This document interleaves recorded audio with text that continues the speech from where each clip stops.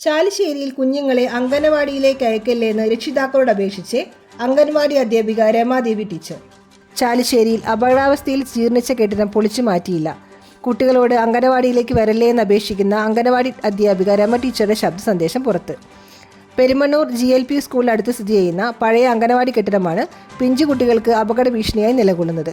ഏത് നിമിഷവും നിലംപതിക്കാറായ ഈ കെട്ടിടരികിലൂടെ വേണം കുട്ടികൾ തങ്ങളുടെ പുതിയ അംഗനവാടിയിൽ എത്താൻ.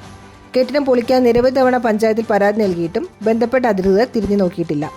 8 വർഷത്തിലധികമായി ഉപയോഗശൂന്യമായി കിടക്കുന്ന കെട്ടിടത്തിന്റെ മേൽക്കൂര ചിതൽ വന്നും മറ്റും ദ്രവിച്ച നിലയിലായിരുന്നു. കെട്ടിടത്തോട് ചേർന്നുള്ള മതിൽക്കെട്ടും തകർന്നു വീണിട്ടുണ്ട്. പഴയ കെട്ടിടത്തിനടുത്ത് പുതിയ കെട്ടിടം പണിതത് കുട്ടികൾ അങ്ങോട്ട് മാറ്റിയെങ്കിലും കെട്ടിടത്തിന്റെ ശോചനീയാവസ്ഥ ഇപ്പോഴും കുട്ടികൾക്ക് ഭീഷണിയാണ്.